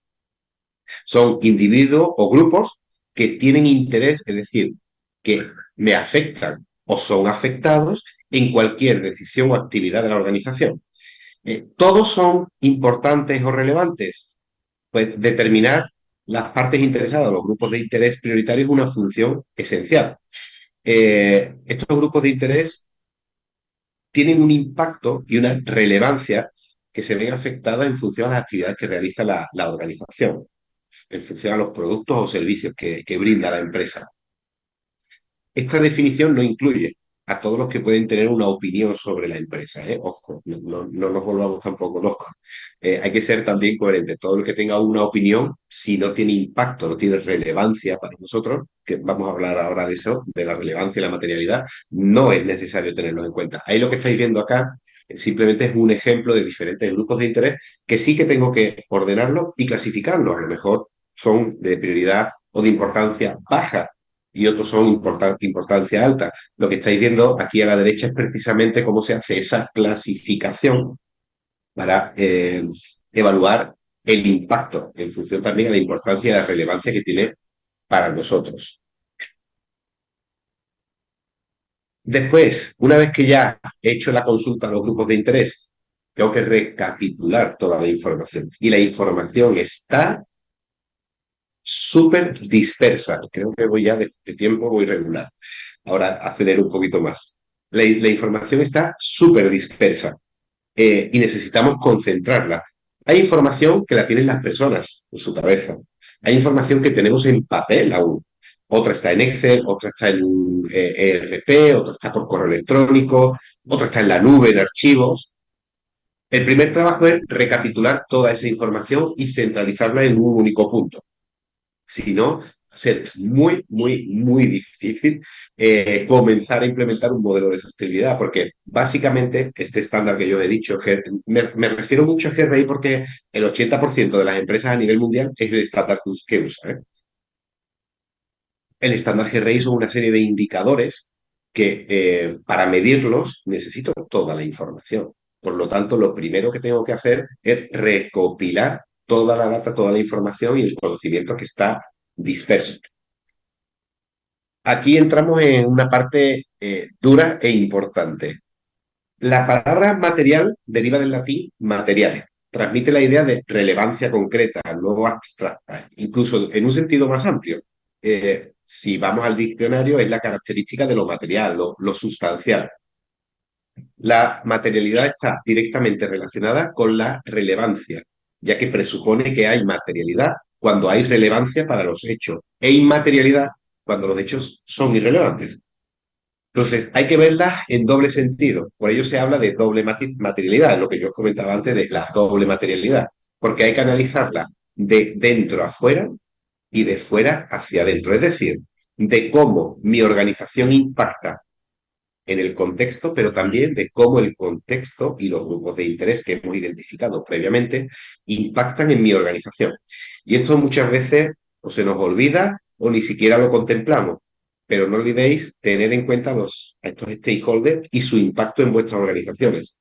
Si yo solamente contemplo, voy a construir una carretera que va a cruzar la selva y solamente contemplo el impacto que yo voy a generar a lo que es el ecosistema, las comunidades indígenas, por ejemplo, y no tengo en cuenta lo que ellos pueden hacer hacia mi empresa, pueden pararme la producción si se ponen en medio de la carretera, pueden sabotear la construcción que voy a realizar. Todos esos, por eso ahora ya entramos a hablar de riesgos, todos esos riesgos hay que contemplarlos.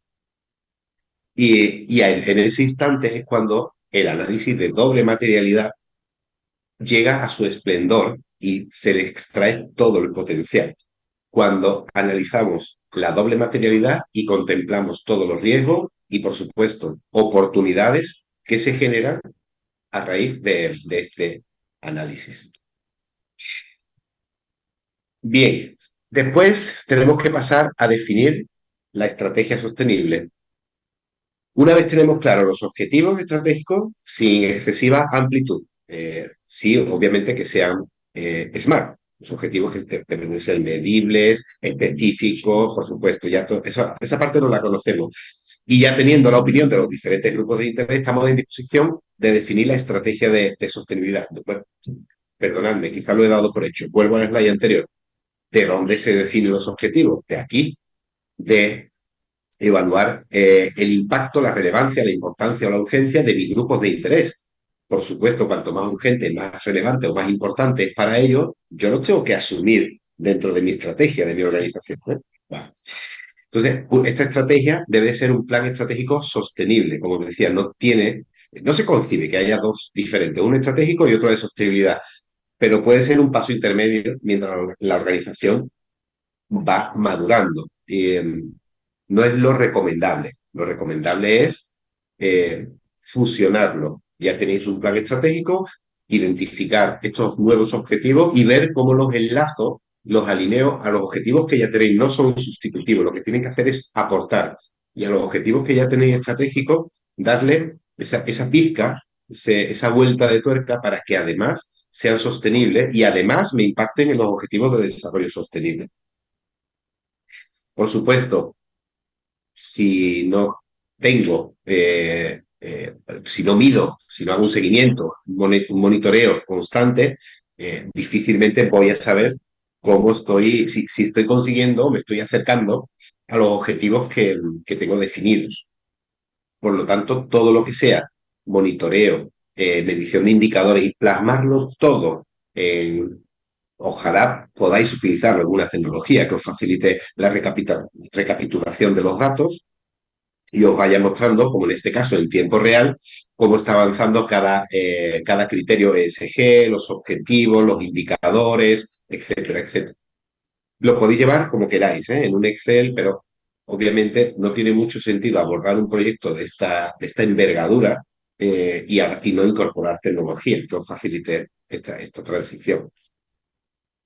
Y otro aspecto, y aquí ya sí que la tecnología sí o sí tenéis que contar con ella, es que necesitamos herramientas que nos permitan el análisis y la toma de decisiones. Pues yo siempre digo que no hay nada peor que tomar una mala decisión, pero no por equivocarme. Porque si he decidido hacer algo y es erróneo, aparte de que me he equivocado, estoy perdiendo tiempo y plata y dinero, porque estoy haciendo algo que no sirve. Por lo tanto, este tipo de herramientas, que son estos ejemplos que estáis viendo por acá, son herramientas de inteligencia de negocio, que lo que nos va a permitir es visualizar toda esa información que es de la gestión que vais realizando, pero me va a permitir mirarla desde diferentes ángulos o diferentes perspectivas. Y cuando yo miro un vaso desde diferentes perspectivas, pues tengo la capacidad de ver la profundidad que tiene, la altura, el ancho, el grosor. Sin embargo, si lo miro siempre desde una perspectiva, siempre voy a ver lo mismo. Para eso es este tipo de herramientas. Al mirarlo y tener ya una visión completa de la información, ahí sí estoy en disposición ahora de hacer el análisis y ya de tomar las decisiones que considere pertinentes para hacer los cambios necesarios y conseguir vuestro objetivo, ¿no? Y que vuestro modelo de sostenibilidad quede integrado con la gestión estratégica que estáis realizando y con vuestro plan estratégico. Yo rápidamente, ¿cuánto tiempo nos queda? Ya estamos en el tiempo, pero tienes ahí para terminar unos 5 minutos si quieres. Vale, perfecto. Pues muy rápidamente contaros eh, quiénes somos, pero partiendo de nuestro propósito, nuestra razón de ser. Yo os comentaba al principio que el propósito del ser humano es preservar la especie. El propósito de cada organización es propio, es único, no es la visión. Ojo, no estamos hablando ni de la misión, ni de la visión, ni de los valores. Los valores están debajo, quedan por aquí abajo. El propósito, más allá del aspecto económico de una organización, es distinto en cada una de las empresas. El nuestro, del grupo SG Innova, es simplificar la gestión y fomentar la competitividad y sostenibilidad de las organizaciones. Cuando hablamos de simplificar, lo que estamos hablando es de hacerlo fácil, sencillo, lean, quitar toda la grasa que sobra para hacerlo más eficiente. Como decía, hacer más con menos. De esta manera os vamos a ayudar a que seáis más competitivos, vamos a mejorar el desempeño de vuestros procesos. Y es nuestro granito de arena, y esto lo tenemos desde hace 25 años que nacemos, es nuestro granito de arena para aportaros en vuestra sostenibilidad, en la sostenibilidad de vuestras organizaciones. Para eso existimos. Si nosotros no podemos ayudaros a que seáis más sostenibles, a que mejoréis la competitividad y simplifiquéis la gestión, mejor no. Nos tomamos un café, pero aquí no podríamos trabajar juntos. Esto lo conseguimos basándonos en tres pilares. El primero de ellos es el conocimiento. Conocemos, por supuesto, los estándares internacionales, no solamente una ISO 9001. Estamos hablando incluso de modelos tipo Balance Scorecard. Antes os he mencionado Canvas, Porter, COSO, ERM. Bueno, hay diferentes estándares, pero también conocemos los reglamentos y especificaciones locales de los diferentes países. Yo pues, me encuentro ahora mismo en nuestra oficina en Lima. Estoy aquí a 2 cuadras del Larcomar, porque queremos y tenemos aquí un equipo de consultores para que aporten valor conocimiento de la reglamentación, conociendo la reglamentación local del Perú. Y por supuesto, al trabajar en diferentes países y en diferentes continentes, tenemos identificado una serie de buenas prácticas que ponemos a disposición pues, de toda organización que comienza a trabajar con nosotros. Por ejemplo, el último proyecto que hemos implementado de sostenibilidad ha sido una institución pública de Costa Rica. Ellos han confiado en nosotros y nosotros le hemos implementado el modelo de sostenibilidad basado en la tecnología, ¿eh? Pero ya está todo hecho. Tenemos el conocimiento, sabemos de sostenibilidad y sabemos de tecnología. Le hemos dado la plataforma y ellos simplemente ya han empezado a trabajar en sus objetivos y sus indicadores e iniciativas. El segundo pilar es el software. Somos una consultora tecnológica que nos dedicamos a digital y automatizar modelos y sistemas de gestión. Es un software que es ágil, es escalable y es un software que está en la nube. Es decir, yo puedo consultar esos cuadros de mando, esos KPI, esos Business Intelligence desde cualquier lugar a cualquier hora del día. No tengo que desplazarme a la oficina. Y por supuesto, somos una compañía muy innovadora. Ya, pues, nuestro amigo Luis ha hablado un poco de inteligencia artificial. Estoy seguro de que más personas van a hablar durante esta semana de inteligencia artificial en la moda, pero nosotros llevamos ya 3 años trabajando en inteligencia artificial. De hecho, pues, ojalá podáis acompañarnos el miércoles en la jornada presencial, ¿no?, que vamos a tener, y os voy a mostrar cómo funciona la inteligencia artificial ya adaptada y contextualizada, pues, por ejemplo, para un sistema de gestión de calidad o de seguridad y salud del trabajo, de medio ambiente. Por supuesto, movilidad y cloud, Internet. Esto lo que hemos conseguido es una plataforma para la gestión de la excelencia y la sostenibilidad a través de la transformación digital. Y lo que vais a encontrar cuando accedáis a la plataforma es el PHBA. Vais a encontrar que podéis dejar toda la planificación ahí detallada, por supuesto la ejecución de las actividades, apuntando todas las evidencias, los controles, evaluar, medir, dashboard, indicadores, etcétera, y mejora continua y lecciones aprendidas para impactar. Esto que estáis viendo aquí son los grupos de interés nuestros. Este ejercicio que yo os he contado ya lo tenemos hecho desde hace mucho tiempo y son los grupos de interés donde nosotros estamos impactando. Simplemente que sepáis que ISOTOOL es una de las unidades de negocio del grupo ESG Innova. El grupo es más amplio, tiene otra línea que es para garantizar el cumplimiento legal de seguridad, salud y medio ambiente. La semana pasada estuvimos presentes en Peruní, en Arequipa, con nuestros compañeros. Fuimos con la unidad HC Tools y tenemos otra unidad de negocio que se llama GRC Tools, que es para gobierno corporativo, riesgos y cumplimiento, así como una escuela europea de excelencia, una academia online y una solución para pymes, para calidad, medio ambiente y seguridad y salud del trabajo que se llama Cantar. Y bueno, ya no me entretengo más, simplemente que sepáis que la empresa nació en España, como decía, hace 25 años, pero por supuesto estamos en Perú y en muchos otros países de América, África, Asia y obviamente de Europa. ¿Listo? Muchas gracias a todos y no sé si hay alguna pregunta. Sí, ¿qué tal? Bueno, muchas gracias, Marco, por tu presentación primero. Y quería hacer una consulta, a ver, me llamó la atención que tú mencionaste que esto no es una certificación, ¿no? O sea, como las ISO, las normas ISO son una certificación, una entidad certificadora normalmente acreditada, otorga un certificado. Tú nos comentaste que esto era una verificación. ¿Cómo podemos nosotros elegir a una entidad para que nos verifique este reporte, ¿no?, de sostenibilidad? ¿Cómo se hace en esos casos? Sí, y bueno, gracias por la pregunta porque además me ha hecho recordar, y antes de responder, hace como 3 semanas estuvimos en Cartagena, en Colombia, en el foro de Icotec. Tuvimos allí presencia, pues también tuvimos una conferencia y vino un amigo nuestro, es el señor pues Pedro Alves de ICUNET. Eh, lo podéis googlear y vais a ver qué significa ICUNET, que es el organismo que regula estas muchísimas certificadoras, las que más conocéis, dependen de ICUNET. Bueno, pues vino el director general de ICUNET, vino a visitarnos, disculpadme, salgo por ahí un ambulante.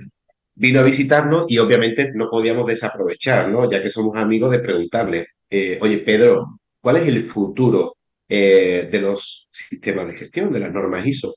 Y nos dijo, el futuro viene por dos vías. Uno, todo lo relacionado con tecnología, seguridad de la información, continuidad del negocio, ciberseguridad. Y dos, sostenibilidad. Están trabajando ya en una norma ISO de sostenibilidad. Estiman que para el primer trimestre se publique el borrador y ojalá durante el próximo año ya salga a la luz la norma de sostenibilidad, que por supuesto va a estar alineada a la estructura de alto nivel, con lo cual integrar un sistema de gestión de sostenibilidad con una ISO 9001 va a ser muy sencillo, muy fácil. Entonces, ahí ya hablaremos de certificación, cuando salga a la luz esa norma. De momento, como no hay una norma como tal de sostenibilidad, sí que hay otra, ¿no? De responsabilidad social empresarial, en la cual nosotros, por ejemplo, estamos certificados. Pues si hablamos de sostenibilidad, como no se puede certificar, se verifica. Y a la hora de verificar, pues hay que tener en cuenta la experiencia que tiene esa organización verificando memorias. Hay certificadoras que también verifican memorias de sostenibilidad. Y hay empresas de consultoría muy grandes, que todo el mundo sabemos cuáles son, que también realizan esta verificación de los estándares. Estuve la semana pasada con los dueños del Arcomar, que son Parque Arauco, ellos son clientes nuestros, y justamente pues para revisar con ellos su modelo de sostenibilidad, y ellos, pues la verificación se la ha realizado una empresa en Chile, yo no los conocía, de hecho, y la tienen verificada, su reporte de sostenibilidad. Ahí, a la hora de elegir, pues es la confianza que nos genere una empresa u otra. No significa que porque tengan más nombre lo hagan mejor, o viceversa.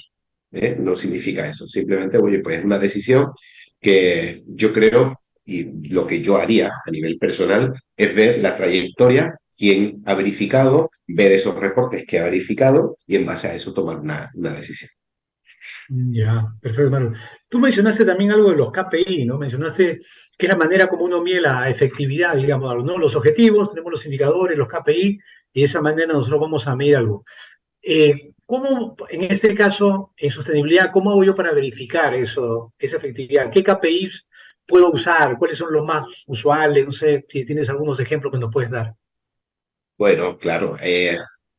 Lo primero es que a la hora de medir la efectividad, por ejemplo, como he comentado anteriormente, debe de estar integrado dentro del plan estratégico.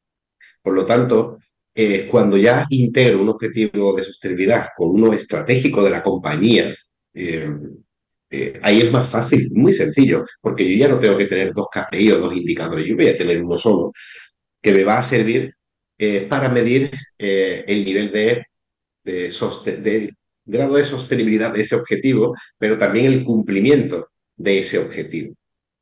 Por eso yo insisto mucho en que esté integrado y que no tengamos dos planes, porque va a ser gestión doble, va a haber Claro. muchos reprocesos y dos indicadores, cuando yo puedo fusionar esos objetivos y apuntarlos hacia el mismo lugar.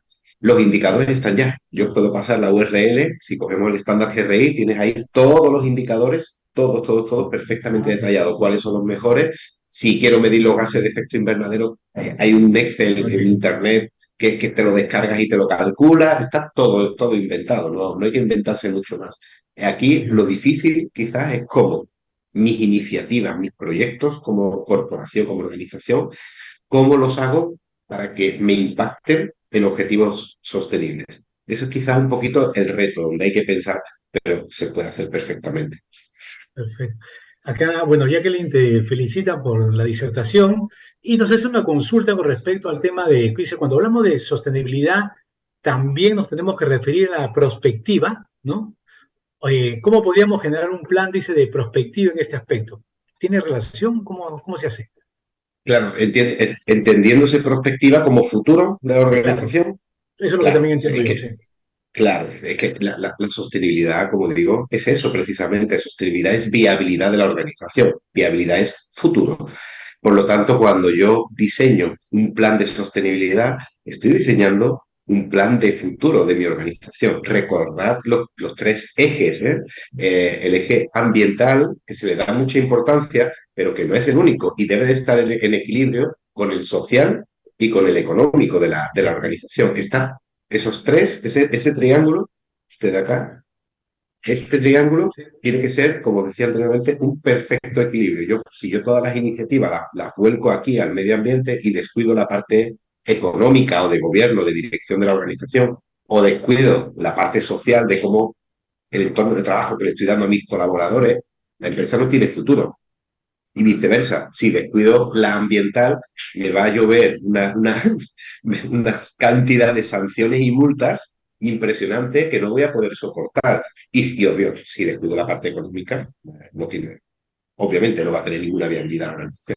Entonces, es súper importante estos tres elementos, estos tres criterios, por eso son los ESG, que estén en equilibrio y alineados unos con otros, y a lo mejor tu organización es más fuerte en la parte ambiental, no pasa nada, está perfecto, simplemente tenéis que saber que a lo mejor tenéis que hacer más foco en la parte económica o en la parte social y viceversa. Si en la parte social estáis muy bien, enhorabuena, tenéis que hacer más foco en la parte ambiental, que vaya todo equilibrado. perfecto. Para terminar, Marco, mencionaste también el tema de las partes interesadas, ¿no? Que es similar a lo que las normas ISO tienen, ¿no? El capítulo 4 habla de las partes interesadas, en otro caso habla de partes interesadas pertinentes, ¿no? Como tú bien mencionaste, no todo necesariamente, no todas las partes interesadas van a ser pertinentes dependiendo de la norma o el sistema que estemos trabajando.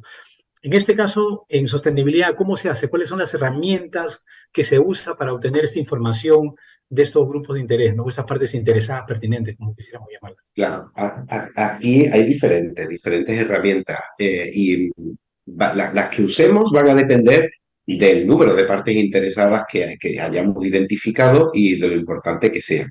Si es un número reducido, muy importante, que tiene mucho impacto en nuestra organización, la recomendación es que sean entrevistas, que nos reunamos con esa parte interesada directamente. Lo que sea, puede ser el gobierno, puede ser una comunidad, puede ser otras organizaciones, la parte interesada que sea, pero que sea una reunión, algo presencial, un face to face, para extraer toda la información a nivel de detalle. Si estamos hablando de algo más masivo, aquí ya puedo poner, por ejemplo, en mi página web un buzón digital para que dejen ahí